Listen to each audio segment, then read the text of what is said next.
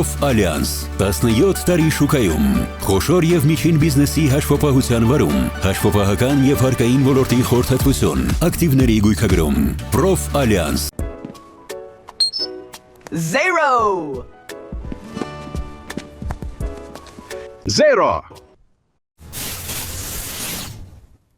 Տղամարդիկ ջանասիրաբար գիշերները խռացնում են միայն մեկ պատճառով, որպեսզի իրենց սիրելի կանանց պաշտպանեն չար ոգիներից։ Մենք սկսում ենք երեկոն շանթում, իսկ ես Եգոր Գլումովն եմ։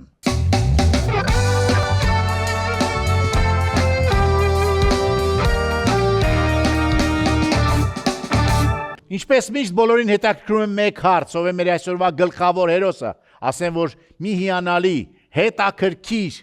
բազմալեզու իմացող անձնավորություն, մարդ, որը որ տեսել է աշխարհը եւ հույսով եմ, որ աշխարհը տեսել է իրեն։ Տիկնայք եւ պարոնայք, դիմավորեք Հայաստանի Հանրապետության վարչապետի տեխնացու Արման Բաբաջանյան։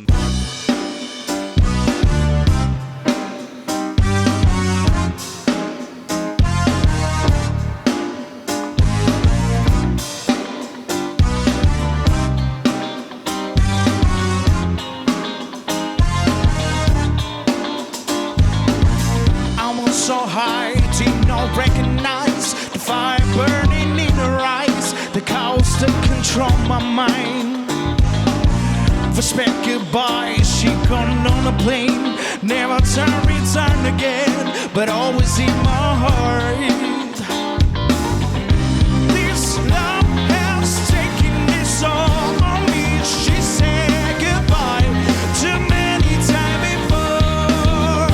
and her heart is breaking in front of me. I have no choice, 'cause I won't say goodbye anymore. No, no, no. I try my best to feed her appetite, keep her coming every night. So hard to keep her satisfied. Oh, keep playing love like it's just a game. Pretend to feel it the same, then turn around and leave again. Come on, girls, this love is taking its all on me. She said goodbye too many times before, and her heart is breaking in front of me. I have no choice, 'cause I won't say goodbye anymore. No, no, no. I fix some broken wings, repair your broken wings, and make sure everything alright. My pressure on your hips, sinking my fingertips into everything, because I love you. This love has taken its all on me. She said goodbye too many times before, and her heart is breaking in front of me. I have no choice, 'cause I won't say goodbye anymore. This love has taken its all on me. She said goodbye too many times before, and her heart is breaking in front of me. I have no choice, 'cause I won't say goodbye anymore. No, no, no.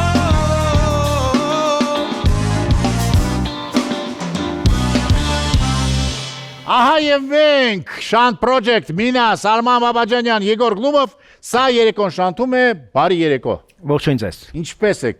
Շատ լավ։ Ես էլ եմ շատ լավ եւ համոզված եմ, որ դուք եք շատ լավ, իսկ ծրագրի վերջում էլ ավելի լավ կլինեք, որովհետեւ կծանոթանանք մի հիանալի անձնավորության հետ, որին կփորձենք այսօր մի քիչ էլ ավելի շատ բացահայտել։ Որպեսզի տարընկալում չլինի, դուք ինձ ներկայացրիք որպես վարչապետի տեխնացու։ Այո, այո։ Մենք միակ քաղաքական ուժն ենք, որ հայտարարել ենք, որ մեր առաջի համարը ես Այսինքն դուք հավակնություն չունենք վարչապետի պաշտոնի, որտեղ մեր միակ նպատակը ընդդիմափոխությունն է, ոչ թե իշխանափոխությունը։ Մենք հասկանում ենք եւ իրերը գնահատելով շատ ռացիոնալ եկել ենք այն համոզման, որ այսօր ժողովուրդը տեր է կանգնել իշխանությանը, հիմա օրվա հրամայականն է, որպեսզի ժողովուրդը տեր կանգնի նաև ընդդիմությանը։ Եվ մենք հրավիրում ենք մարդկանց, ուրեմն չեզոքացնել այն սպառնալիքը, որ այս պահին մենք տեսնում ենք մեծապես ընդդիմության մեջ։ Մենք ուզում ենք այդ իրականությունը փոխել, մենք հասկանում ենք, որ ընդդիմությունը պիտի նույնքան ժողովրդի առաջ հաշվետու լինի եւ ժողովուրդը նույնքան պիտի պատասխանատվություն կրի ընդդիմության համար, որքան իշխանության համար է կրում։ Հնարավոր է արդյոք մեր երկրում, որ ժողովուրդը նույնքան շատ սիրի կամ չսիրի ընդդիմությունը, ինչքան որ սիրում կամ չի սիրում իշխանությանը։ Շատ կարևոր է, որպեսզի առհասարակ ընդդիմությունը ավելի լավը միշտ լինի գործող իշխանությունից, որտեղ ընդդիմությունը վաղվա օրն է, ապագան է։ Աղետ է, երբ ընդդիմությունը ավելի վատն է լինում իշխանությունից։ Ըստ էության կարելի է լինել մրցակից քաղաքական ուժին, իշխանության ընդդիմություն, բայց պետության ընդդիմություն չի կարելի լինել։ Սա ամենամեծ ճգնաժամն է ստեղծում, որովհետև մարդը երկու ոտք է ունենում։ Պետությունն էլ երկու ոտք պիտի ունենա՝ իշխանություն եւ ընդդիմություն։ Հայաստան ընդդիմությունը ըստ էության չունի եւ իշխանությունը պետությունը մեծ հաշվով մի ոտքով է, որը անընդհատ ցածկում է տեղում առաջ շարժվելու փոխարեն։ Մենք ունենք համոզումը, որ այդ երկու ոտքը պիտի լինի ամուր իդեմս իշխանության եւ ուժեղ ընդդիմության, որպես հակակշիռ իշխանության, որը հաշվետվողականություն եւ թափանցիկություն կպահանջի իշխանությունից եւ պետությունը դրանից միայն կօգտվի եւ առաջ կգնա։ Թե պետությունը, թե ժողովուրդը։ Հուսանք։ Պարոն Բաբաջանյան, դուք եւ ձեր ընտանիքի անդամները կապ ունեք Մարշալ Բաբաջանյանի հետ։ Ինձ թվում է, որ այդ հարցը բոլորին հետաքրքրում է։ Այո, բնականաբար։ Տակ, պատմեք մեզ։ Այո, Չարդախլու գյուղ, մի մասը Նախիջևան, մյուս մասը Դաշտային Ղարաբաղ եւ այո, ազգակցական կապ կա եւ մենք սերում ենք հենց Մարշալ Բաբաջանյանի սերունդից, Համազած Բաբաջանյանի, որը նշանավոր անձնավորություն էր եւ որը մեր ընտանիքին միշտ հպարտություն է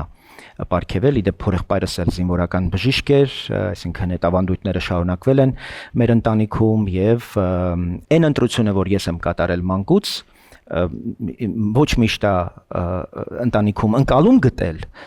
բայց սա եւս ես պայմանավորում եմ մեծապես ուրեմն նաև այդ հանգամանքով, որ մենք սերում ենք այդ ընտանիքից, Բաբաջանյանների մեծ ժառանգությունից։ Ես բարձել եմ նաև մեր թիմակիցների օգնությամբ, որ դուք սովորել եք համար 38 միջնակարգ լեգենդար դպրոցում Բելիսկո անվան։ Այո։ Շատ մարդիկ կան հայտնի, որ Բելիսկո անվան դպրոցն են ավարտել, բոլոր անունները չեմ տալի։ Պատմեք, ով է եղել ձեր դասղեկը, առաջին դասանից եք սովորել։ Այո, առաջին դասանից եմ սովորել, ոչ Գյորգի Լազարիչը եղել է իմ տնօրենը, այո, Գելը։ Այո, մեր հանրահայտ Գելը։ Այո, ես առաջին մասում եմ ապրել, այո, սկսել եմ սովորել Բելինսկո դպրոցում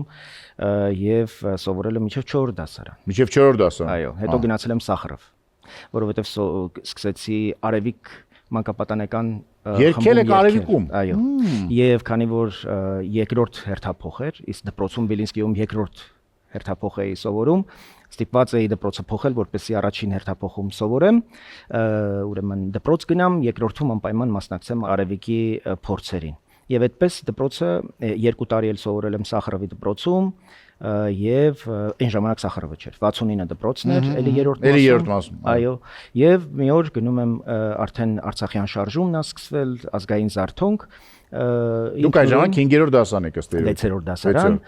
88 թիվ, եթե չեմ սխալվում մաշնանը, ես գնում եմ գործերս վերցնում եմ Նինա Ծատուրյան անունով տնօրենից եւ ուրեմն գնում եմ հայկական դպրոց։ 69 դպրոցից գնում եք հայկական։ Այո, 65 դպրոց Լեոյի անվան,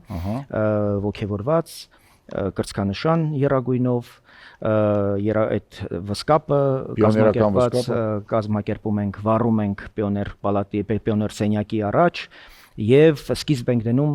մի նոր կազմակերպության դպրոցում, որի անունն էր Երագույնների մանկական կազմակերպություն։ Մամայից խնդրում եմ, որպեսզի վսկապներ կարի, ընկերներով երագույն վսկապներ 88 թիվ պատկերացրեք, եւ այդպես դպրոցում ուրեմն որոշում են իմ հեռացման հարցը դնեն։ դες ժողկրտ բաժին, բան եւ այլն։ Եվ ես առաջին անգամ մամուլին եմ դիմում, որպեսզի գան ու ներկա լինեն այդ ժողովին, որտեղ պիտի քննվեր իմ հարցը։ Որ թերթին եք դիմում։ Կանչ թերթ, Կանչ, որը այն ժամանակ արդեն ամենակահաղական թերթներ եւ շատերը ուրեմն կարդում էին, որտեղ ամենակահաղական եւ ամենափնտրված թերթներ Գայանե Թերզյան իրեն եւ այսօր Նոյան Տապան գործակալության տնօրեն Տիգրան Հարությունյան ներողություն իրեն գալիս են դպրոց եւ այդ լրագրողների ներկայության հանգամանքը ամբողջ օրակարգն է ուրեմն չեղարկում եւ ես անարգել մնում եմ դպրոցում սովորելու այսինքն այն ժամանակից ես խոսքի ազատության մամուլի ուժին հավատացել եմ եւ դա շատ գործուն ազդեցություն է ունեցել իմ կյանքի վրա Ինչպիսի ազդեցություն է թողել ձեր վրա երրորդ մասը եւ առաջին մասը, չէ՞ որ դրանք հատուկ վայրեր են բնակչության շատ հակասական ես հպարտ եմ որ ծնվել եմ առաջին մասում դա շատ տենց պարզ հասարակ բամբորական թաղամաս էր բայց որտեղ շատ տենց հեղինակություններ կային գողական բարքեր կային եւ ես մշտապես շատ մեծ ակնածանք եւ հարգանք եմ վայելել այդ շրջանակներում ես քանի որ անընդհատ արևիկում երկել այդ նշանակում է անդադ լինել եթերում եւ կենտրոնական հեռուստատեսության եւ տեղական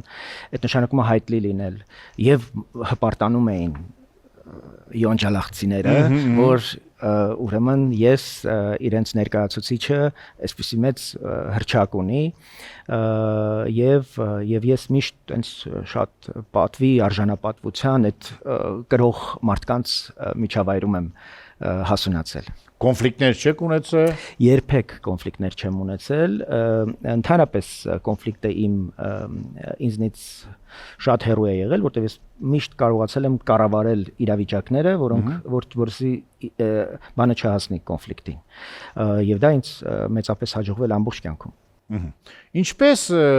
Յոնջելախցի Արմանը հայտնվեց Սուրբ Ղազարոս կղզիում Այդ պարադոքսալ թե ոչ պարադոքսալ Այո Պարադոքսալ, որովհետև ես մի օր ապրիլի 24-ին մի տարի, ուրեմն հերթական տարելիցին ցեղասպանության, գիշերը արդեն պարկել ենք, մամայինք էլ պարկած են, շատ տենց համեստ ընտանիք ենք։ Պապան ինժեներ է, մաման մանկավարժ է, եւ ես տեսնում եմ Սուրբ Ղազարում Մատենադարանի մասին հերթական սերիան է ու ուսանողներ են ներկայացվում Մամային ասում եմ, մամ, ուզում եմ ստեղ սովորեմ, Սուրբ Ղազարում։ Մաման ասում է, տանջատի հեռուստացույց գնացիր քնելու, որտեվ դա մեր ընտանիքին հասու բան չի, դա մեզ համար աներևակայելի բան է։ Դա որ թվականն էր։ Դա 92-93։ Ես 9-րդ կամ 10-րդ դասարանում եմ, ուրեմն գնում եմ, ես ամեն օր առավոտյան դպրոցից առաջ գնում էի կանգնում էի հերթ, կրպակից թերթ էի առնում։ Երկու թերթ կար, Երկիր եւ ազգ։ Այդ ամենանշանավոր, ամենահայտնի թերթերն էին եւ դասերի արանքում թերթ էի կարդում։ Ու այդ օրը ազգ օրաթերթում Անահիտ Հոսեփյանի հեղինակությամբ այդ կինը մինչեւ հիմա աշխատում է այնտեղ։ Ուրեմն հարցազրույց Մուրադ Ռաֆայելյան վարժարանի տնօրեն Հայր Վահան Օհանյանի հետ, որը եկել է ուսանողներ տանի Վենետիկ։ Ես դե Հայր Վահանին ոնց պիտի գտնեմ, գնում եմ ազգորաթերթի խմբագրություն, ասում եմ, այս մարդուն ոնց գտնեմ, ասում են Անահիտը այստեղ է, կասի ձեզ։ Հեռախոսի համար է տալիս, զանգում եմ, Հայր Վահանը ապրում է Ձկան խանութի մոտ, մի Սամվել Բաղդասարյան բժիշկ այդպիսի մարդ կար, իրանց տունը։ Իր աղջիկները հետո դառնում են իմ ուսանողական ընկերները Սուրբ Ղազարում, Մուրադ Ռաֆայելյանում։ Եվ ուրեմն զանգում եմ, բարև ձեզ, բա ձեր տղան քանի տարեկան է։ Ինձ է հարցնում։ Կարծում եմ, որ ես իմ տղայի համար եմ զանգում, ասում եմ 16։ Ասում եմ, մեծ է արդեն, էլ հնարավոր չի։ Ես տենց գնում եմ, ասում եմ, թույլ կտակ, որ գա երեխեն ծանոթանա։ Այո։ Հայր Վահանի հետ։ Հայրիկի ձայնով եք։ Ասում եմ, որտեվ արդեն կոշտացած է ձայնը։ Գնում եմ, ուրեմն ասում եմ, հայ եկեք, ոչ մի խնդիր չկա, Հայր Վահանը երեկոյան էս ինչ ժամից լինելու է տանը։ Գնում եմ, ծանոթանում եմ, շատ ոգևորվում է, շատ Վահան ասում է, որ տարիքս չի ներում, բայց ես վերջում իմ անուն ազգանունը եւ հասցես որ գրում եմ, ես այդ ժամանակ դասական հայերենով եմ գրում, որտեղ արդեն Մատենադարանի հետ կապ ունեմ, որտեղ արդեն հայ եկեղեցու երիտասարդաց միության ատենապետն եմ եղել, Վազգեն Վեհափարի միջնորդությամբ Մատենադարանում սկսել եմ ձեռագրապահոցում ուսումնասիրություններ անցկացնել գրադարանում եւ ինքը տեսնում է, որ ես մաշտոցյան հայերենով եմ գրում։ Ասում այսպեսի բան չեմ տեսել Հայաստանում, որտեղ իրենց համար դա շատ մեծ արժեք ուներ։ Եվ դու պիտի գաս Սուրբ Ղազար սովորելու։ Ասում եմ ո՞նց պիտի գամ։ Բա ճանապարհին Հայր Սահակ Ճեմճեմյանը գալիս է Երևան, որպեսզի ուսանողներ գտնի Սուրբ Ղազար տանելու համար։ Հայր Սահակը իր նշած օրը գալիս է, մեր տան հեռախոսները անջատվում են։ Լույս չկա, այդ հայտնի մութ ու ցուրտ տարիներն են, ATS-ը անջատվել է։ Ես միակ միջոցը, որ այդ մարդու հետ պիտի ունենամ, իմ տված հեռախոսահամարն է, որ ինքը պիտի զանգի, ինքը զանգում է, չի բռնացնում, արդեն մտածում եմ որտեղից կարող եմ Հայր Սահակին գտնել։ Գնում եմ Մատենադարան։ Գևորգ Վարդանյանին ձեռագրապահոցի տնօրենին ասում եմ Հայր Սահակը եկել է, այստեղ ասում է հա, բայց գնաց ու գնալու է Վենետիկ, այս մի քանի ժամվա մեջ։ Բա որտեղ էր ապրում։ Բա իր բարեկամի տանը։ Որտեղ 15 կվարտալ։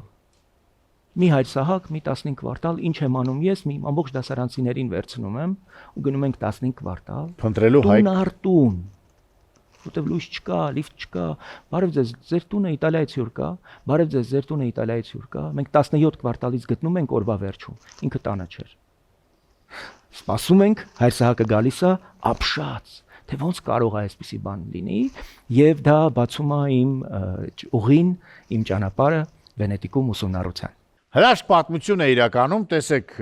հերոստացույցում տեսավ, մայրիկին ասաց, մայրիկը ասաց գործ չունես, գաղափարը մտավ, գնաց հաջորդ օրը թերթ առավ, թերթում կարդաց այն մարդու մասին, որը որ այնտեղից եկել է, այն մարդը ասաց, որ հնարավոր չի դու մեծ ես, ընդամենը յայի տեղը գրել է ԻԱ ազգանունում,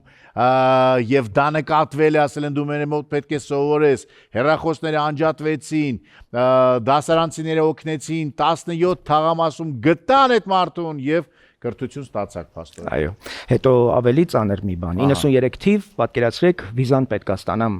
իտալական, Ռուսաստանում են դեսպանատները։ Հասնում եմ Ռուսաստան, Ռուսկոյ Խազբուլատով, Ելցինի դեմ պատերազմ։ Սպիտակ տան դեմը այդ իտալական դեսպանատունը կողքն է։ Ու կրակում են։ Ու ես մենակս 17 տարեկան Մոսկվայում Չեչենի արտաքինով ռուսները ինձ ուզում են հոշոտեն։ Ես այդ հերթում կանգնած եմ մի ամբողջ հերթ, մտածում եմ Ռուսաստան տեղափոխվում է Իտալիա։ Ու անհույս է որ ես վիզան կստանամ։ Ինչ եմ անում։ Վաղ առավոտյան գալիս եմ, կանգնում եմ դեսպանատան դրան մոտ։ Ինչ հրաշք կարող է պատահել, որ ես ներս գնամ, որտեղ նամակ ունեմ Սուրբ Ղազարից։ Տալիս եմ հյուպատոսին, երեկոյան իմ վիզան տալիս եմ։ Սեղմում է ինչ որ մեկը, այնտեղից արցնում ասում է, «Քտո», ասում է, «Պոչտա»։ Հաջորդ օրը ես եմ գալիս, ասում պոչտա։ Մտա ներս, դուրը բացվեց, գտնում եմ հյուպատոսին, նամակը տալիս եմ, երեկոյան գնում վիզա ստանում եմ եւ մի քանի օր ուշացած գնում եմ, հասնում եմ դասերից, սկսվում է Սուրբ Ղազարի եւ Մուրադ Ռաֆայելյանի այդ կարևոր շրջանը իմ կյանքի։ Փասվորդը պոչտան էր փաստորեն։ Այո։ Վազգեն առաջինից ստացել է կորզնություն։ Այո։ Պատմությունը խնդրում եմ պատմեք։ Ուրեմն ինձ պատմել եմ, բայց ինձ թվում է որ դուք ել ավելի։ Ես իմ ուսուցչուհին հայրենի, որին մեծ ակնածանք ունեի, Տոսե Հարությունյանը, իմանալով որ ես արևիկում եմ երգում եւ ձիրք ունեմ երգելու։ Ասում է կարող է ուզես Սուրբ Սարգիս եկեղեցում շարականների ուսուցման դասընթացներ են, ամեն չորեքշաբթի եւ ուրբաթ օրերին 88-89 թվերն են։ Մեր ընտանիքը ճիշտ ասած տենց կրոնական հոգևոր ոչ մի առանձնահատուկ հակումներ չուներ։ Կարծես թե նորմալ էր եւ օրինաչափ եւ ուրեմն համաձայնում եմ որպեսի չնեղացնեմ ուսուցչուհուս։ Մտնում եմ եկեղեցի եւ այդ եկեղեցական երաժշտության հնչյունները ինձ միանգամից տանում են։ Այսօրվա պես հիշում եմ Իվերին Երուսաղեմ երգներ։ Դա մի չքնաղ կատարում է ու շարականը։ Եվ ես հաջորդ անգամ ինքս եմ խնդրում Տոսե Հարությունյանին, ասում եմ կարող եմ մասնակցել։ Ահա։ Բա դրաս իհարկե եւ այլն եւ այդպես մտերմանում եմ դպրոցում արդեն այդ պատմեցի ձեզ որ Երագույների մանկական կազմակերպություն թերթ եմ սկսել հիմնել, հրատարակել Միացում անունով։ Եվ այդ թերթով գնում եմ գործող կաթողիկոս այն ժամանակ Արարատյան թեմի առաջնորդական փոխանորդներ մոտենում եմ իրեն ասում եմ Սրբազան ուզում ձեզնից հարցազրույց վերցնել ասում էսա թերթը քսերոքսով գրամեքենայի բանով հավաքած եւ տենց ոգևորված որտեւ ազատության հրապարակի հանրահավաք չի եղել որ մերոնք ինձ չտանեն ու ես ապրում էի ծնողներս մամաս ու պապաս դրանով են ինձ մեծացրել եւ այդ բոլորով ոգեշնչված թերթ եմ տպում Միացում անունով Սրբազանը սիրով համաձայնում է ու ինձ վերցնում է իր աչքի տակ մի սիրունոր որոշումը հայտարարել, որ Արարատյան թեմում պետքա գործի հայ եկեղեցու երիտասարդաց միություն։ Գալիս է եւ այդ հավաքված հավատացյալներին հայտարարում է, որ հայտարարում ենք ուրեմն սկիզբը հայ եկեղեցու երիտասարդաց միության, որի ատենապետն է Արմանը։ Ես չգիտեմ ատենապետն ինչ է։ Գնում եմ մոտը, ասում է, ուրեմն սկսում ենք հավաքել, բան եւ այլն, եւ քանի որ ձիրք ունես թերթ տպելու, հայ եկեղեցու երիտասարդաց միությունը կունենա հայորդի պարբերական։ Որոշում ենք անունը եւ ես դառնում եմ այդ պարբերականի խմբագիր։ Օրհնություն վեհապարից գնում ենք Վազգեն վեհապարի մոտ եւ Սրբազանը ներկայացնում է որպես հեռանկարային պատանի, ես 13 կամ 14 տարեկան եմ ու վեհապարը առաջին անգամ Վազգեն վեհապարին տեսնել, նրանից օրհնություն ստանալ, պատկերացնում եք կողքս Պարքև Սրբազանն է, այս գործող Սրբազանն է, կաթողիկոսն է եւ ստանում եմ Վազգեն վեհապարից օրհնություն, դա մի աննկարագրելի հետ կա թողել իմ ամբողջ կյանքի վրա։ Ահա, տեսնում ենք այս սա առաջի հանդիպումն է, թե սա Վազգեն վեհապարին առաջի հանդիպումը ես իրենից ստանում եմ օրհնություն, այո։ Ինչ զգացիք այդ պահին։ Զգացիք, որ այդ մարդը իսկապես ինչ որ դիեզերական ուժ ունի, դիեզերական հանգստությունների մեջ պարունակում եւ դիեզերական իմաստություն նաեւ։ Դա աննկարագրելի զգացողություն, աստվածային իրականում, վեհապարի հետ այլ հանդիպումների հնարավորություն ենք ունեցել, պատեհություն ենք ունեցել, ես եկեղեցում այդ երկեցողության մի քանի առիթներով գնում էինք Մայրաթորում, երբ Լուսինե Զաքարյանը մեներքում էր, պատկերացրեք մենք մեր երգչախմբով, ես նաեւ որպես մեներքող, Վազգեն վեհապարը մոտենում ինձ երգելու ընթացքում շոյում էր դա մի աստվածային զգացողություն այլ հոգևոր հայրերին հանդիպելուց այդպիսի զգացմունքներ եղել է երբևիցե բարդ որովհետև հատկապես Վենետիկից հետո օրինակ ինձ համար ցնցող էր մի իրականություն երբ ես տեսա դե մենք գիշերօթիկով ապրում էինք Գևորգյան ճեմարանում գործող սրբազաններից երկուսը որոնց անունները չեմ տա այն ժամանակ սարկավակներ էին կողական էին գնում այդպիսի բաներ կա ճեմարանում այո ճեմարանում եք այդպիսի բաներ այո եւ պատկերացեք Վենետիկի այդ աստվածային Սուրբ Ղազար կղզու այդ աստվածային իրականությունից հետո գալիս ես ու մեկ էլ երկու սարկավակ ամենավերջի խոսքերով եպիսկոպոսի հետ կռիվ են անում արդեն Մայրաթորում մարդ չկա երեկոյան մենք պիտի գնանք մեր գործերին ու ես տենց շոկի ենթարկված փախնում եմ ճեմանից գնում եմ այս Սրբազանի մոտ Արարատյան թեմ ասում եմ ես տեղ չեմ կարող սովորեմ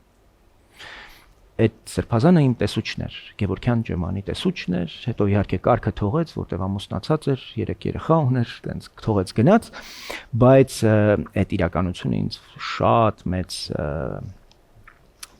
հարված հասցրեց ես կրթությունը շարունակեցի Սևանի Վազգենյան դպրանոցում արդեն Սրբազանի խորհրդով այնտեղ լրիվ ուրիշ միջավայր էր ուրիշ մթնոլորտ էր իհարկե շատ սրբազանների հետ հիմա էլ ընկերներ ենք իմ կուրսեցիները բոլոր կարծես ովքեր կուսակրոն էին արդեն եպիսկոպոսներ են նրանցից ոմանց հետ ունեմ շփումներ հարաբերություններ ոմանք նաև այս վերջի զարգացումների բերումով սառնություն կա հարաբերությունների մյուսների հետ ջերմություն կա բայց եկեղեցին իմ կյանքի համար ուղենիշ է Այ շատերը ասում են որ եկեղեցին դա մեկ ինստիտուտ է հավատքը այլ ինստիտուտ է յուրաքանչյուր մարդու շփումը Աստծո հետ այլ ինստիտուտ է դուք ինչ կարող եք ասել Ես կարծում եմ որ դրանք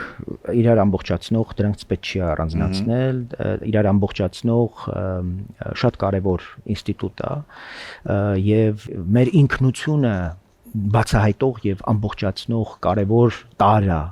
եկեղեցին առանց եկեղեցու եւ առանց այդ հոգեվոր հետքի մենք ամբողջական չենք կարող լինել հայ բայց կարծում եմ որ նաև այն վեճը որը վերջերս առաջ է եկել եկեղեցու եւ եկեղեցու առանձին գործիչների պետության միջև որոշ քաղաքական առաջնորդների նաև պատմական դժվարությունն անկալելու թե պետությունը ունի գերակա նշանակություն ամեն ինչի նկատմամբ եւ եկեղեցին եւս պիտի ենթարկվի պետության այն կանոններին եւ կարգավորումներին, որոնք օրենքով կան ամրագրված եւ որևէ կերպ չեմ կարծում որ եկեղեցու համահայկական բնույթը իրեն ավելի բարձր է դարձնում պետությունից ավելի բարձր ոչինչ գոյություն չունի մենք բոլորս պիտի ճանաչենք պետության գերակայությունը այդ թվում եկեղեցին եւ մեր ամբողջ գործունեությունը եւ այդ թվում նաեւ եկեղեցու առաքելությունը պիտի լինի միայն մեր պետության հզորացումն ու հավերժությունը որին եկեղեցին իր մասով պիտի ներդրում ունենա հոգևոր անվտանգության մասով պիտի մասնակցի ամրապնդելով մեր պետության հոգևոր ուրեմն հյուսվածքները այսա շատ կարևոր է Պարոն Բաբաջանյան ասացիք որ պետությունը ամենաբարձրն է եւ ոչ մեկ չպետք է լինի պետությունից բարձր իսկ մարդը էակը ընդհանրապես կարծում եմ որ պետությունը գործիքը մարդուն երջանիկ դարձնել ահա ոչ թե մարդը պետության չի կարող այո ընդհանրապես մեր բարեկեցությունը մեր անվտանգությունը մեր երջանկությունը հնարավոր է եթե պետությունը ճիշտ ինստիտուտներ է աշխատացնում որտեղ այդ ամենը մարդու երջանկության համար է պետությունն էլ միջոց է գործիք է մեր կյանքը հենց այդպեսին բարեկեցիկ ու երջանիկ դարձնելու 2006 թվականին դուք հայտնվեցիք Պանտում ինչպես եք ձեզ այնտեղ զգում եւ ինչ պատմություններ կան բանտային պարոն Բաբաջանյանի կյանքից ինձ թվում է որ դուք մի քանի կյանքեր եք ապրել մի քանի մարդու հոգեվորական մարդ որ ստացել է ուսում Միացյալ Նահանգներում մարդ որ իրեն նվիրեց պետության ծառայությանը մարդ որ բանտում նստեց մի քանի մարդու կյանքերով եք ապրել սկզբից ազգային անվտանգության ծառայություն մեկուսարան շատ ծանր այդտեղ կռիվ եմ ունեցել օրինակ մի ռուսի հետ որը Ադրբեջանի օկտին լրտեսության համար էր նստած ինձ նստացրել էին դրա հետ եւ երրորդ երեքով էինք մեկն էլ Տիգրան Սարգսյանի տունն էր թալանել կենտրոնական բանկի նախագահ եւ ուրեմն այդ տղայի հետ մենք ապագա վարչապետ այո եւ իհարկե այդտեղ ծեծում եմ այս ռուսին որովհետեւ ասում է ինձ համար տարբերություն չկա ձեզ համար թե ադրբեջանցիների եւ ինձ տանում են կլոր ու այդտեղ սկսում է հետաքրքիր մի կյանք 2006 թվականի հունիսի 6-ին սկսվում է իմ այս բանտային կյանքը եւ անկեղծ ասեմ իր բոլոր դժվարություններով հանդերձ ճանաչել կյանքը հենց իր ամենածանր դրսևորումներով մարդկանց հարաբերություններ կառավարել ինչ որ իրավիճակներ վտանգներ չեզոքացնել եւ ես ընկերանում եմ մի բացառիկ ընկերոջ հետ երրորդ մասիլովիկ որը Բելինսկի դպրոցն է սովորել եւ այդտեղ մենք ընդհանուր լիքը խոսելիք ունենք որովհետեւ մի քանի տարի կամ մի 5 տարի բայց մեկը ով ամբողջ կամ 3 մի ամբողջ իմ այդ կալանքի շրջանը 3.5 տարի չեզոքացրել է տասնյակ խնդիրներ որոնք ինձ համար կարող էին ճակատագրական լինել եւ ես դրա մասին իմացել եմ միայն կալանքից հետո ինքը թույլ չի տվել նույնիսկ որ ես կալանքի ժամանակ իմանամ որտեղ ասում էր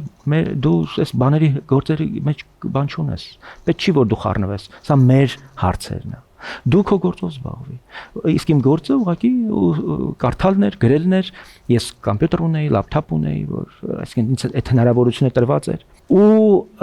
անկեղծ ասած այն ինչ որ իր հետ տեղի ունեցավ սպանությունը եւ այլն ես դա մի ծանր հետ կա թողել իմ կյանքում ես իրեն մի քանի կյանք եմ պարտք ես իմ այստեղ գտնվելուս համար իրան եմ պարտք դա մի աննկարագրելի շրջան է որը իմ կյանքի համար ունեցել է նշանային այսպես ազդեցություն բայց ուզում եմ մի շատ ուրիշ մի կարևոր բանի մասին պատկերացրեք ամեն 6 ամիսը մեկ պես 3 ամիսը մեկ կակեբեից ինչ որ մարդիկ են գալիս ասում են դու սարի միջև վերջ պահելու են քեզ ես չեմ հավատում դա ընթանում եւ հերթական անգամ Բերթի պետի տեղակալը կակեբեի գծով կրակեմ հրաչի մարդն է եկել է հետս բանա քննարկում հիմա ինքը ապօրինի գույքի բռնագանձման գործով անցնում է որ շատ վատ է լինելու քո վիճակը դուրս արի գնում եմ լովի հետ խոսում եմ ասում եմ կարող է Հատ ասում գնա համաձայնվի գնա էլի եսի քո տեղը չի։ Զանգում եմ մամայիս։ Մամա ասում եմ սենց առաջարկ ունեմ։ Ես գիտեմ ինչ տանջանքների մեջ են մերոնք։ Մամաս ասում է. «Բա դրանից հետո ո՞նց ես ապրելու»։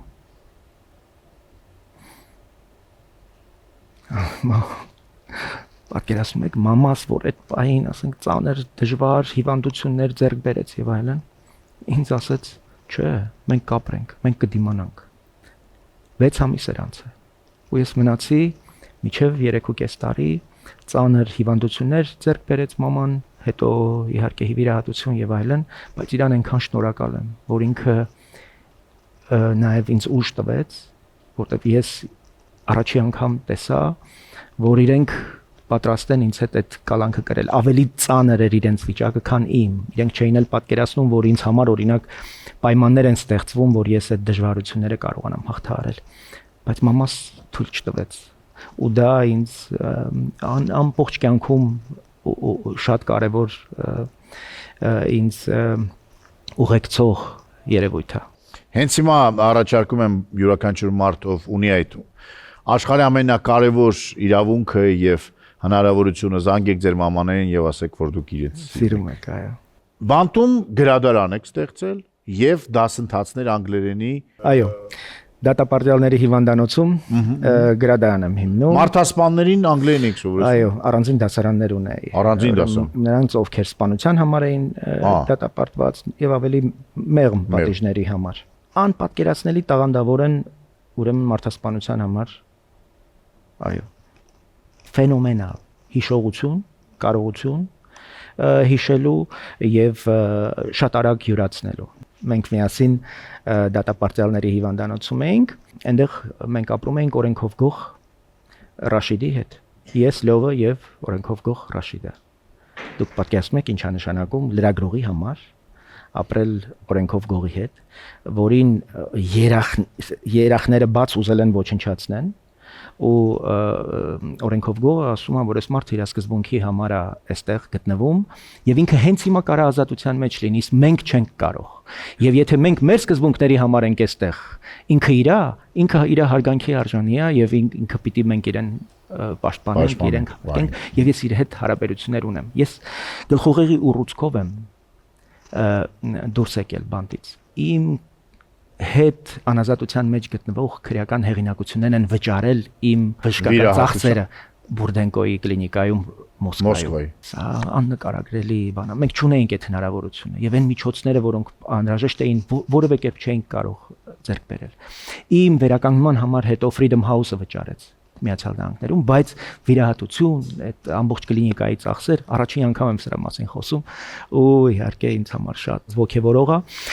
եւ ասեմ ձեզ, ես տասնյակ երևի հարյուրավոր կալանավորների համար ինչ որ միջնորդություններ եմ արել, դիմումներ եմ գրել, ճիշտ ձևակերպումներ, որոնք իրենց համար նաեւ ազատություն է արժեցել, եւ դա գնահատանքի է արժանացել, օրինակ իմ տարեդարձներ նշում դատապարտյալների հիվանդանոցը, պատկերացրեք, ես մի մեծ փորձությունից իրենց ազատեցի, մի այդպիսի ինցիդենտ էր եղել, որոշել էին, որ պիտի խուզարկեն ամբողջ գաղութը, ու ես իմ վրա պատասխանատվություն վերցնելով, որ ուծեչկա չի լինի ինֆորմացիայի, կանգնացնում եմ այդ խուզարկության, այո, դիմակավորված պիտի մտնեն, ու դա այդ աշխարհում, դա գիտեք ինչ է նշանակում, դա գիտես ինչից է իրենց ազատել, իրենք ինձ ուրեմն ադամանդակուր գրիչ են նվիրում իմ ծննդյան օրվա առիթով, ես ունեմ այդ գրիչը, այդ շատ թանկ է ինձ համար, ուզում ասեմ նաև երախտապարտ լինելու անբնական բան ունեն իրենք, հատկություն ունեն եւ ամբողջ կյանքի համար։ Ես միջև հիմա ընկերներ ունեմ, որոնք իմ քաղաքական հանգամանքը հաշվի առնելով շատ զգուշ են, գիտեն եւ դիստանցիան եւ չափը, բայց մարդկայնորեն ես իրենց նկատմամբ շատ խորը հարգանք եմ տածում եւ դա ուղեկցվելու է ամբողջ կյանքում։ Այդ աշխարհը, որի մասին դուք պատմում եք, եւ հիմա միգուցե ինչ որ մեկին ռոմանտիկ պատկերացումներ ծնվի այդ մարդկանց մոտ, իրականում շատ դաժան աշխարհ է, չէ՞։ Սոսկալի։ Ինձ ընդհանրապես քաղաքական կյանքում էս պահին նաև պահում է այդ փորձառությունը, եթե չլիներ այդ 3.5 տարին, ես հաստատապես հիմա չէի դիմանա։ Ես ուղղակի ռազմավարական որոշում ունեմ, ոչ մի տեսակի պրովոկացիայի չի ենթարկվել, ոչ մի հարձակման չկարևորել, նպատակը դնում ես, հետևողական գնում ես դրա հետևից, իսկ նպատակը Հայաստանն է, Հայաստանին ծառայությունն է, ամեն ինչ այլևս անկարևոր է, եւ հայոյանքը, եւ վիրավորանքը, եւ ամեն ինչը, որտեղ եթե քաղաքական հանրային գործի ես, դու պետք է պատրաստ լինես դրան։ Ընդհանրապես չպետք է գաղտնիք ունենաս։ Քո կյանքը ամբողջությամբ պետք է դնես ժողովրդի առաջ ու այո, պետք է այդ զրկանքները նաեւ կրելով, այդ գինը վճարելով իրավունք ստանաս պետության եւ ժողովրդին ծառայելու։ Սա է։ Առաջարկում եմ երաժշտական դադար վերցնենք, լսենք մի գեղեցիկ կատարում Շանտ Project-ի, հետո շարունակենք մեր զրույցը եւ արդեն տաղավարում կլինենք ոչ թե միայն ես եւ պարոն Բաբաջանյանը, այլ նաեւ պարոն Բաբաջանյանի առաջին հյուր անակնկալը կամ անակնկալ հյուրը։ Եթե փնտրում եք ոչ եւ որակ, այցելեք Van Cleef խանութ սրահ, Մեգամոլ, երկրորդ հարկ։ Այստեղ կգտնեք տղամարդկանց էլեգանտ կոստյումներ, առօրյա հագուստ եւ ոճային աքսեսուարներ։ Van Cleef, երբ ոճը խոսում է ձեր փոխարեն։ 17-ամյա հայ պատանին ստեղծել է արհեստական բանականություն, որը փոխում է ապագայի պատկերացումը։ Zero հայկական տեխնոլոգիական շոկ։ Առաջին հայկական AI-ը բազմաֆունկցիոնալ օգնական, որը ոչ միայն հասկանում է հայերեն, այլև կատարում է բարդ հրահանգներ։ Ավտոմատ կազմակերպում է ձեր օրը եւ խնայում է ձեր ժամանակը։ Zero-ն ձևավորում է արհեստական բանականության նոր մշակույթ, ազդարարելով որակական նոր փուլ։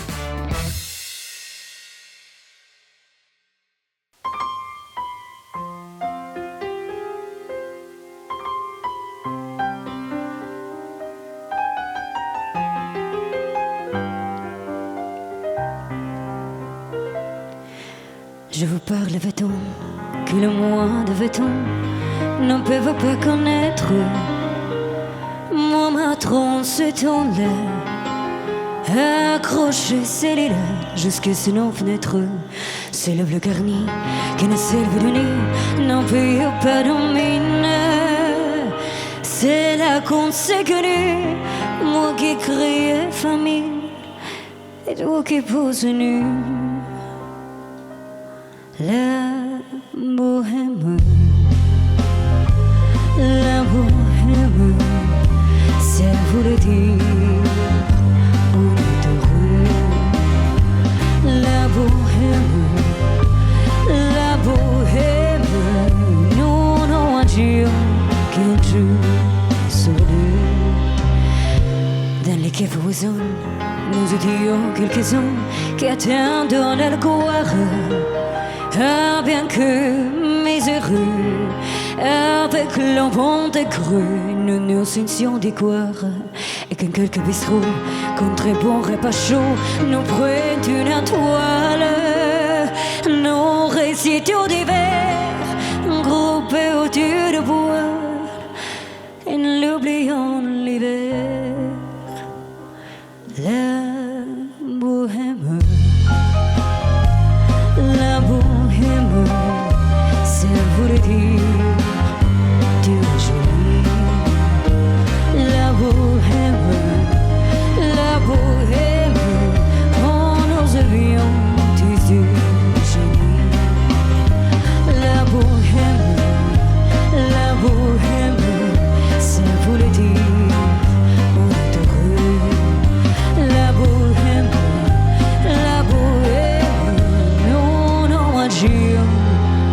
Qu'un jour sur deux. Շանտ Project եւ Գեղեցկուի Մարիամն է մեր եթերում։ Ինչ ուզում եմ հրավիրել այստեղ մի հիանալի անձնավորությանը, որը խոսք է տվել ձեզ, պահպանել ձեզանից։ Տեսնենք ով է մեր հյուրը։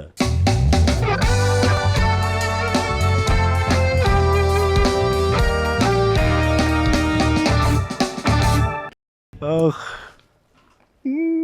դու ես։ Բարև ձեզ։ Ողջույն։ Ոնց եք։ Լավ։ Դե պատմի։ Ինքը թրեշտակներից մեկն է, Դե բա, շատ կարևոր։ դրա համար Իմ կյանքի, Չարլի։ իմ կյանքի։ Դե պատմեք, ինչպես դարձաք պարոն Բաբաջանյան հրեշտակ պահապանը։ Կամ ինչու այդ առաքելությունը վերցրեցիք ձեր վրա։ Դե պիտի միշտ մեկը լինի, որ պաշտպան։ Ես Արման ասում եմ, որտեվ մեզ իմ մոտիկ ընկերներից է, ամենամոտ ընկերներից է, իմ ամենաբարդ ընկերներից է, ամենահակասական ընկերներից է, որի հետ մենք տարբեր հարցերում կարող ընդհարվենք, բայց ընդհանուր գաղափարային հենքի վրա մենք երբեք ընդհարում չենք ունենում։ Կարող է դետալների կամ դրա կատարման, ճանապարհների հարցում ունենանք ընդհարումներ կամ տարաձայնություններ, բայց ընդհանուր առումով երբեք չենք ունեցել։ Ու Արմանին ես շատ եմ սիրում, շատ բան եմ սովորել Արմանից։ Իդեպ ես իմ կարիերան սկսել եմ Շանթում, շատ հաճելի է այստեղ տեսնել 2000-ականներին։ Ես այստեղ առաջին նորաձևության հաղորդումն էի վարում, դրա համար ինձ հաճելի է ինչ-որ հուշեր են արթնանում։ Արմանից իսկապես շատ բան եմ սովորել եմ արագ արձագանքել, սովորել եմ շատ արագ աշխատել, մշտապես աշխատել, աճել, ներդնել քո մեջ։ Ու այդ ամեն ինչը հենց Արմանն է ինձ տվել ու ես միշտ ամենտեղ ասում եմ, որ ես թռիչքային աճ ապրեցի իմ նաև մասնագիտական որակավորումների հարցում, երբ իմ կյանքում հայտնվեց Արմանը։ Ու դրան ի պատասխան դու ինչ-որ բան պիտի տաս։ Կյանքը տենց է, երբ որ քեզ ինչ-որ բան տալիս են, դու պարտավոր ես վերադարձնել քո ստացածի ինչ-որ տոկոսը։ Ու Արմանին ես մի անգամ ասեցի, որ իմ հիմնական ֆունկցիան է այս կյանքում պաշտպանել քեզ հենց ինքդ քեզնից, քո իմպուլսիվ որոշումներից, քո ինքը շատ էմոցիոնալ մարդ է, շատ ինքը կարող է պահի ազդեցությամբ էմոցիոնալ IQ-ի մակարդակում Արմանը ինքը շատ եզակի ուղեղներից է, բարձր ինտելեկտուալ, բայց էմոցիոնալ IQ-ն Արմանի, կներես պիտի ասեմ, շատ ավելի պատանեկան է։ Ինքը ավելի դեռահասային է այդ իր էմոցիոնալ IQ-ն, ինքը կարող նեղանա, վրդովի, հուսահատվի, շատ արագ ոգևորվի, 2 վայրկյան հետո կոտրվի ու դրա հիման վրա այդ էմոցիոնալ IQ-ի առասարակ տղամարդիկ ցածր էմոցիոնալ բան ունեն, իրենք հույզերը աշխատում են ցույց չտալ, պահել իրենց մեջ, դա պատրիարխալ հասարակություններին բնորոշ է, հիմա նոր են սկսել արդեն տղամարդիկ իրենց հույզերը արտահայտել, ու Արմանի մոտ այդ խնդիրը կա։ Այդ խնդիրը կա, որ նա արտահայտում է միշտ։ Չի արտահայտում։ Ինքը պահում է այդ ներսում ու դրա հիման վրա ինքը կարող է պահի ազդեցության տակ ընդունել որոշումներ, որը կվնասեն հենց իրեն։ Բայց իբրև կին, իբրև ընկեր, որը կողքից է իր վիճակը տեսնում, դու տեսնում ես, որ ինքը իրան վնասում է։ Շատ ավելի բարձր է։ Կանանց էմոցիոնալ IQ-ն բարձր է, եկեք համ ընդունենք, որովհետև մենք ունենք նաև մայրական վնաս։ Ամեն ինչ ընդունում եմ կանանց վերաբերյալ։ Իմաստուն տղամարդ։ Ամենախելացի, ամենագեղեցիկ, այո։ Չէ, մայրական վնասի հիման վրա կանանց էմոցիոնալ, մենք շատ ավելի զգում ենք, ավելի շատ արագ ենք, նյուանսները, դուք կարող եք մտածեք ինչ-որ բան, մենք արդեն լսենք։ Հա, դուք բարձր մտածում։ Միասը իմացաք։ Ու դրա հիման վրա ես միշտ ասել եմ, որ կողքից երբ որ տեսնում եմ, ես ասել եմ, իմ ֆունկցիան է պաշտպանել քեզնից, քո իմպուլսիվ որոշումներից, որոնք են պահի տակ սխալ երկարաժամկետ կտրվածքում քեզ վնասել։ Ու ես իրեն խոստացել եմ, որ ես լինելու եմ իր կյանքում այն մարդկանցից, ով իրան միշտ ճշմարտությունն է ասելու, որովհետև Արմանը նաև քանի որ տենց շատ տաղանդավոր է ու որոշ հարցում նաև շատ կտրուկ է, ինքը գտնում է, որ ինքը սենց է, սենց պետք է լինի ու քչերն են իրեն հակաճառում, չեն ուզում հակաճառել, որովհետև ինքը շատ համոզված է ինչ որ ասում է։ Ես իրեն ասել եմ, որ ես քեզ միշտ ասելու եմ ճիշտը։ Վերջին անգամ ինչ եք հակաճառել Արմանին։ Ամեն անգամ, տենց բան չկա, որ ինչ-որ մի բան անում, Երբ որ հանդիպում ենք, մենք անպայման մենք ամեն անգամ, հա, ես ամեն անգամ ասում եմ։ Բայց այդ բոլորը մի կարևոր բան Գոհարի մասին, ես իմ ընկերների մեջ ամենաեզակին ու ամենաբացառիկը, ում ես կարող եմ վստահել ամեն ինչ եւ վստահ լինել, որ իրենից ես կստանամ որ ժամին ուզում ա լինի, եթե ինքը գիտի, որ ես հանկարծ ասեցի լավ չէ, որտեղ ես, ինչա պետք, գալիս եմ, տենց բան չկա, ինքը իմ բոլոր ընկերներից ամենակարևորն է եւ իրապես այդ սրտացավությունը, հոգատարությունը անփոխարինելի է, գարը եզակի ներկայություն է իմ կյանքում։ Շատ բան։ Ես խնդրում եմ, որ դուք երկուսով պատմեք մեզ այն պատմությունը, թե ինչպես եք ուզում պատրաստել կամ կառուցել շատ թանկ տաղավար։ Այդ շատ ծաղալու պատմություն է ես մշակութային հաղորդում պետք է վարեի ու որոշել էի մտածեցին գրադարանում, գրադարանի այդ աուրան, մթնոլորտը, բայց իհարկե իբրև հեռուստատեսության մարդ դուք գիտեք, որ դա բարդ է կազմակերպել, մանավանդ գրադարանում, որը ունի իր գրաֆիկա, պետք է տեխնիկա տանես, իրենք ոչ միշտ են համաձայն, որոշեցինք, որ մեր տաղավարը լույս մի խոսքով աղմուկ չի կարելի կոնկրետ ժամերի է պետք։ Բայց դա ինձ թվում է հայկական գրադարան լինա վերաբերվում։ Չէ, ամբողջ աշխարհում։ Ես հիշում եմ Իտալիայում նկարահանումներ պետք է իրականացնեի գրադարանում, այդ մի ընթացակարգ անցա, հատուկ բախիլներ տվեցին ոտնաթաթերի վրա մտա։ Այո, համաձայն եմ, բայց ուզում եմ ասել, որ ես տեսել եմ ծրագիր եւ ոդկաստ, որ Վաշինգտոնում նկարել են իրենց նկարում են ամենագլխավոր գրադարանում, Սուրբ Ղազարի կղզի գրադարանում կա ծրագրեր։ Դա բարդ է, մի քիչ ուղղակի բարդ է, հյուրի հետ համաձայնես։ Ինչևէ, մենք որոշեցինք, որ մենք պետք է գնանք բարձրացված ճանապարհով ու կառուցենք մեր տաղավարում, ու ես ուզում եի, որ պատից պատ 6 մետրանոց հսկայական, տենց 3 մետրանոց ամբողջը գրքեր լինի ու գրապահարան, իսկական գրքեր։ Հատուկ դիզայնը ասեց Արմեն ասեց ինչ ուզում ես արա քո հաղորդումը քո տաղավարն է։ Ու ես գտա դիզայնը արեցինք, հաստատեցինք այն բետոնից սիրուն գորշ պատեր, վրան տենց ինչ-որ շատ հետաքրքիր ավելի տենց գրադարանային մթնոլորտ, բայց հետո երբ արդեն կազմում էինք բյուջեն, պարզվեց, որ դա մի հսկայական գումար է նստելու ու դիմում ենք, ասում են, այսինչ գումարն է շատ թանկ էր նստելու, դա իսկական։ Ու առաջարկում են, ասում են, ինչի եք էլի ձեզ տենց տանջում կլինի, պոստերներ տպեք, տպած աբոյների տեսքով անեք։ Արմանը տենց հույսով նայեց վրաս, բայց թույլ աղոտ հույսով, որտեվ գիտեր, որ ասելու եմ, ոչ մի պաստար։ Ասի ոչ մի պաստար, ես չեմ կարող fake գրադարանում նկարած պաստարների տակ նստել խոսել կամ պիտի լինի իրական գրադարան, կամ ես չեմ անում։ Ու այս Արմանին ամբողջ օրը ես տենց ասում եի, չէ, գրադարան, ու այս Արմանը ասեց, կանեմ, այն Զիմզիմովի նման եմ, ասում եմ, կուառնիմ, Նատալ ջան, կուառնիմ, որ ասեց, կանեմ, հանգիստ թող ինձ, հետո տենց շրջվեց, ասեց, ես հիմա հասկանում եմ, ինչի տղամարդիկ չեն ամուսնանում, ասում եմ, հիմա հասկանում եմ, ինչի չեն ամուսնանում, որ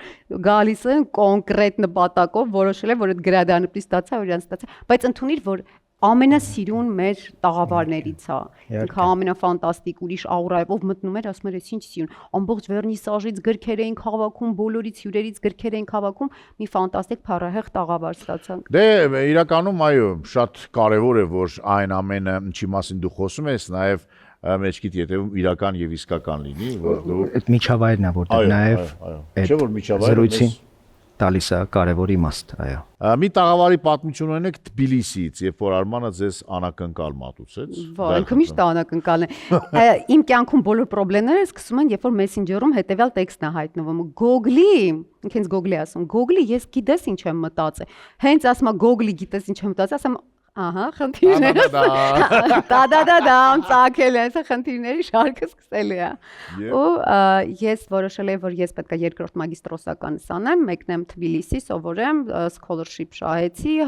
մեկնեցի, մեդիա մենեջմենթ էի ուզում սովորել։ Ինքը իհարկե չէր ուզում ինձ բաց թողնել, բայց որպես ընկեր հասկանում էր, որ դա ինձ պետք է, ես ուզում եմ, դա կարևոր է ինձ համար։ Ասաց լավ, այն որ սենց բանով, դրամատիկ տոնով։ Դե 2 տարի պատկերացնում։ 2 տարի, ոնց 2 տարի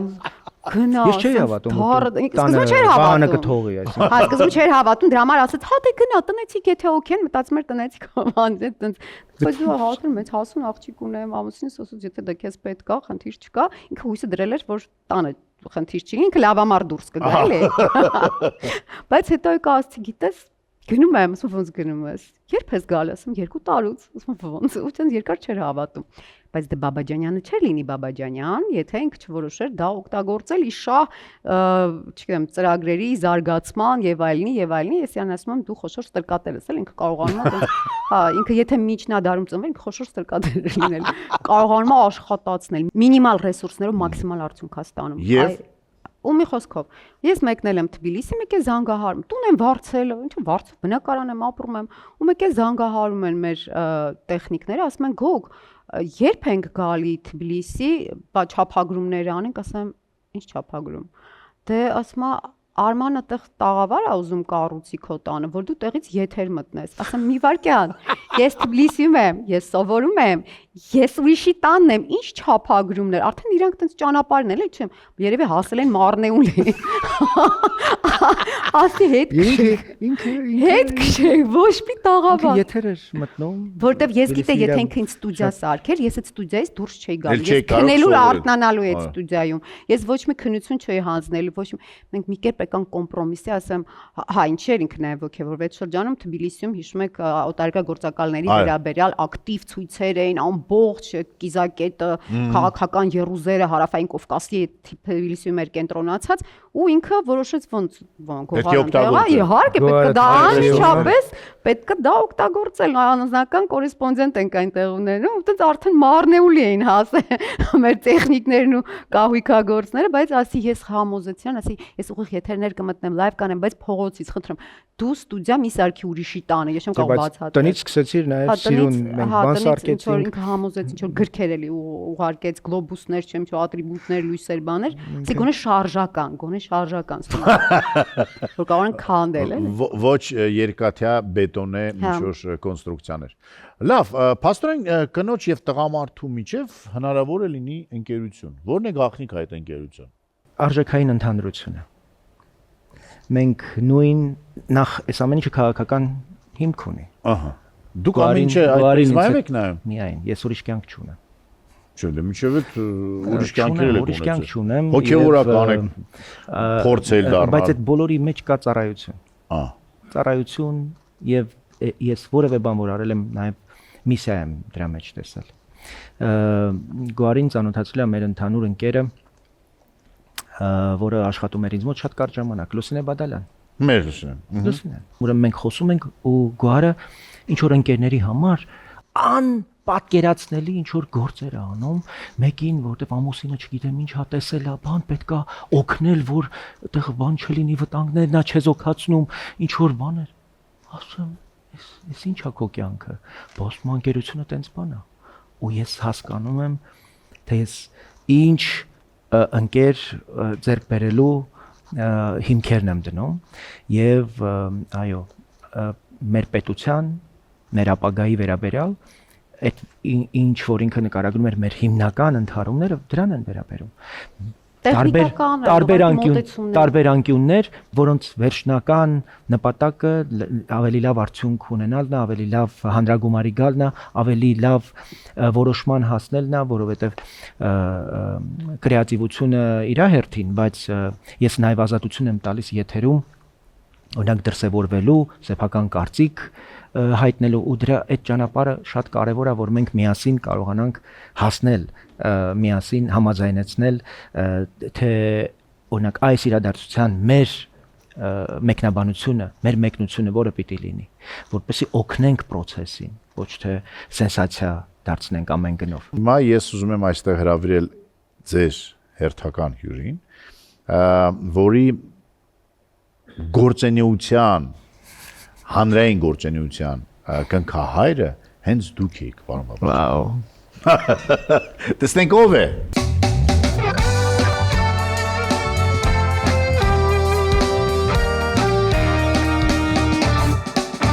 Չեմ հավատում։ Ողջույն։ Օհ, Բարև ձեզ։ Պեղել եք։ Փորձել ենք աշխատում է թիմը Քրտնաջան առավոտվա ժամը 4-ից մինչև ուշ գիշեր։ Բարև ձեզ։ Գեղեցիկ տաղավար ունեք, շատ։ Գեղեցիկ մարդիկ են տաղավարը գեղեցկացնում։ Գեղեցիկ տաղավար երաժիշտներ, մարդիկ, որոնք որ մեզ նկարում են, մեր հյուրերը, ու մենք շատ բոլորին սիրում ենք։ Դե պատմեք, ինչպես հանդիպեցիք, ինչ տեղի ունեցավ եւ ինչպես պարոն Բաբաջան դարձավ դեր կնքահայրը։ Կնքահայրը։ Արման պատրաստ ես լսել ամբողջ իրականությունը։ Այո, շատ լավ, հա, որտեվ ես ուզում եի, հա։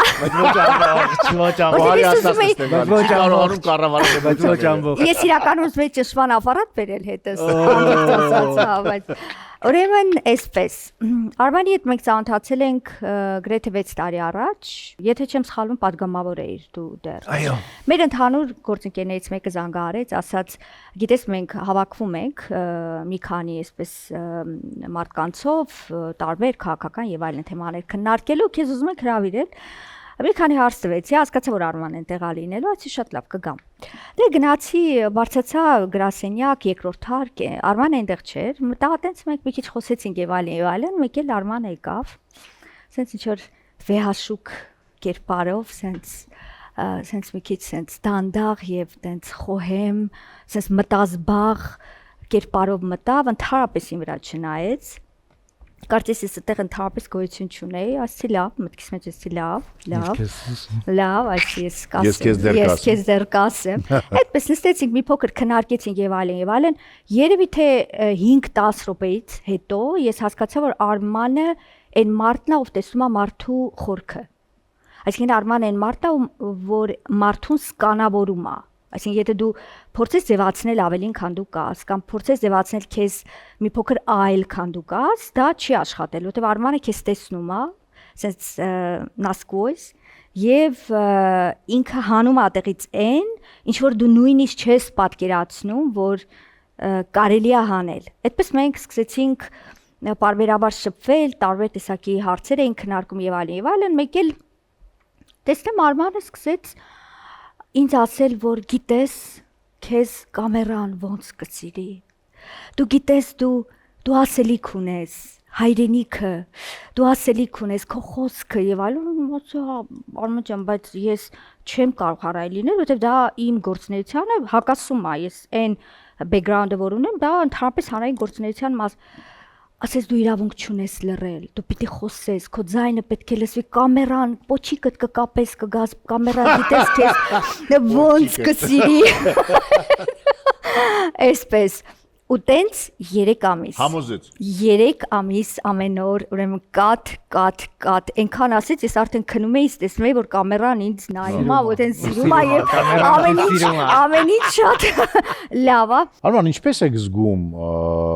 որ մարդու մեջ կա այդ պոտենցիալը, որ կամերան կսիրի, որ ասելիք ունի, որովհետեւ մենք հիմա տասնյակ, եթե ոչ հարյուրավոր մարդկանց ենք տեսնում մեր շուրջ, որոնք որ ոչ ասելիք ունեն, ոչ կամերան իրենց սիրում է, բայց իրենք համարորեն կամերաների առաջ նստած։ Այո։ Ուրեմն հանրության համոզեն, որ դա այդպես, այ ինչպես։ Դե ուղղակի ձիրք ունեմ այդպեսի արագ ընկալելու, բայց Արմինեի հետ շատ ավելի էական մի բան կա։ Արմինեն շատ տենց կարևոր մի քանի պաշտոններից հետո լրիվ ուրիշ ասպարեզում էր իրեն ուզում գտնել եւ ես ուղղակի համառեցի ու ասեցի, որ ես քեզ այստեղ եմ տեսնում, որտեվ նաեւ կարծում եմ, որ ինքը դեռ մեծ հեռանկարներ ունի եւ մեծ հորիզոններ ու իր համար սա այդ հորիզոններին հասնելու կարևոր սկիզբն է։ Իհարկե անպատկերացնելի աշխատասիրության շնորհիվ նաև ինքը հիմա հասավ այնտեղ, որտեղ ինքը այս պահին գործում է եւ դրանում իմ ունեցած մասնակցությունը շատ չնչին է եղել իր ունեցած տաղանդը ըստ էության բացահայտելու եւ նաեւ մյուս լրատվամիջոցների համար ուղղակի առաջին այսպես մի հատ բան է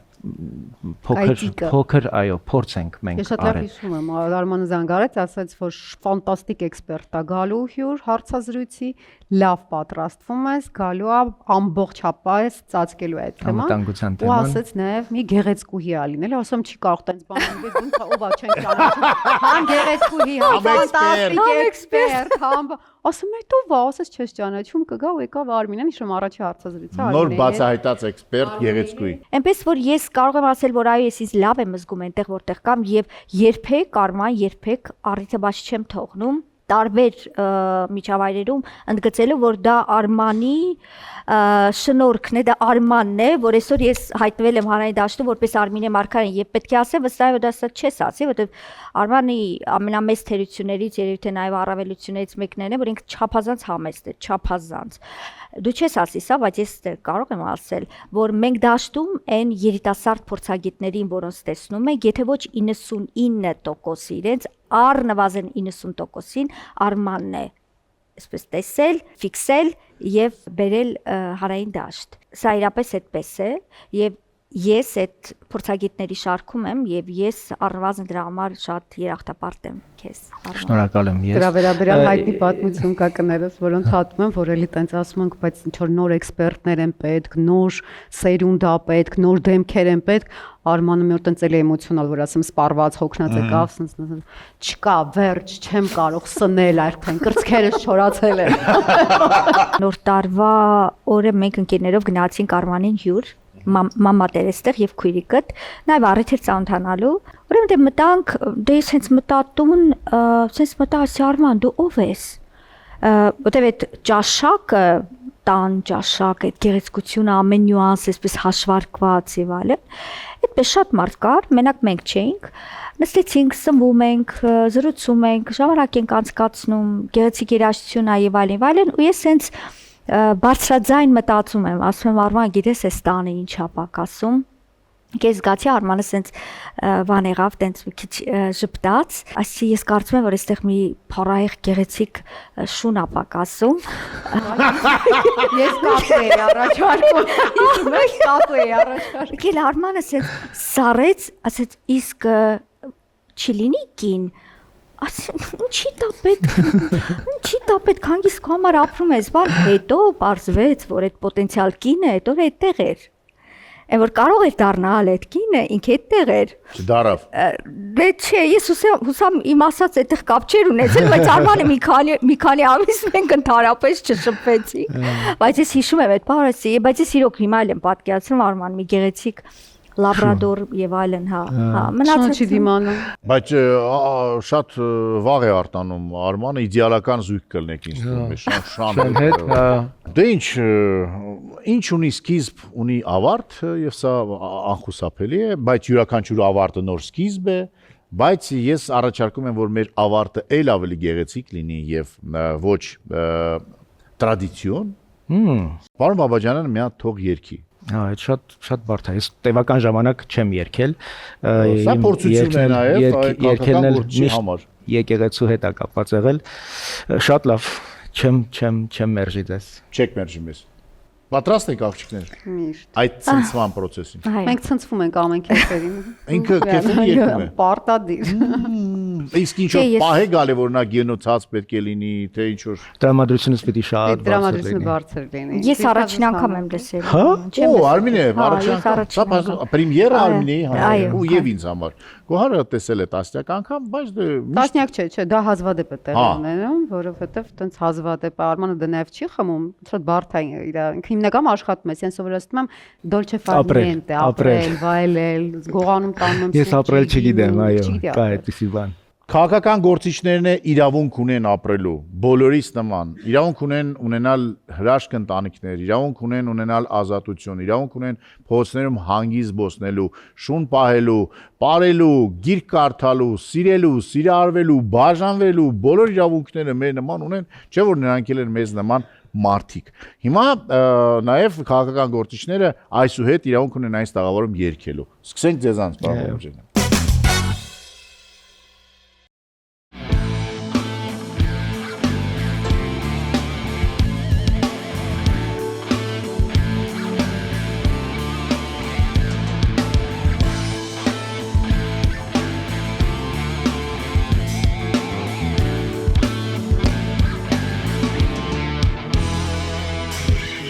Այսօր թողնում եմ քեզ իմ սերն ու հեռանում Իմ սրտին այսօր մի նոր վերք է ավելանում Ու իմ սերը փոքված ճյուղի նման Որորվում է աշնանքամուց Օ քամի բոգիր իմ սերն առանց ցավի Հետո համբուրիր բոլորված գեղևը ծառի Ցավ չպաճառի, ծառին թող ցավ չպաճառի, թող վերքը ցավ չպաճառի, ծառին թող ցավ չպաճառի, Օ քամի բոգիր իմ սերն առանց ցավի, հետո համբուրիր բոլորված գեղևը ծառի, թող վերքը ցավ չպաճառի, ծառին թող ցավ չպաճառի, թող վերքը ցավ չպաճառի թող ցավ չպատճառե ախ գոնելաց եղիր թե թեկուց այնանիր բայց այդպես մի նայիր բայց այդպես մի նայիր ախ գոնելաց եղիր թե թեկուց այնանիր բայց այդպես մի նայիր բայց այդպես մի նայիր ասվերը չռել են աչքերը ու նայում են ապշած մեզ վրա մի սպանեք ձեր սերը դուք երկրորդը էլ չեք ունենա ասղերը չռել են աչքերը ու նայում են ապշած մեզ վրա մի սպանեք ձեր սերը դուք երկրորդը էլ չեք ունենա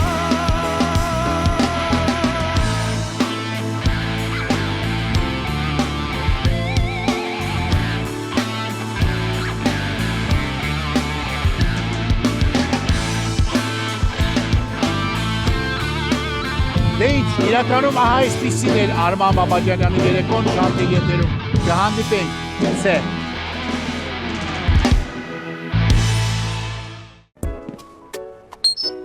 Zero! Zero.